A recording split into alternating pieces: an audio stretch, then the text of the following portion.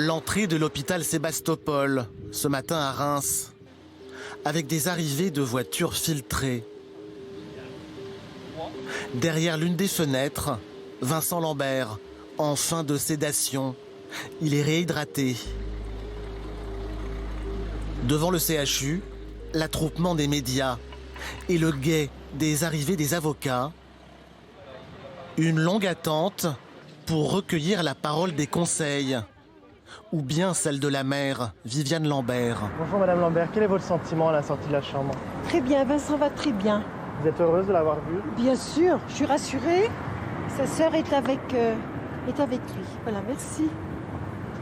Avec le sursis du comité de l'ONU, c'est toute une ville qui vit au rythme de ce drame humain.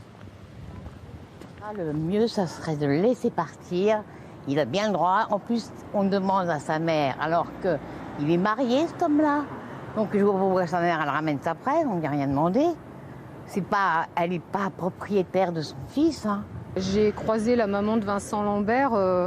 De voir la détresse de cette femme, c'est choquant aussi. Enfin, je me mets à sa place en tant que maman, c'est hyper difficile de voir ses enfants partir.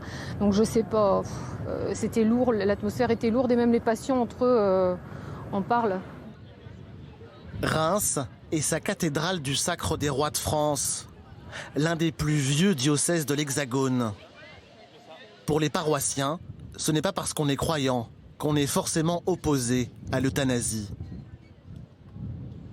Et il faut quand même vivre avec son temps aussi. Faut aller de l'avant, il ne faut pas aller en rétro. Hein. Moi, je ne suis pas une catholique dure, je veux dire. Je respecte aussi les opinions des autres et voilà. Oui, moi, je suis catholique et pratiquante, mais je trouve que c'est pas bien de le laisser aussi longtemps comme ça. Le jugement de Dieu ou de celui des hommes, les avis ne sont pas tous tranchés.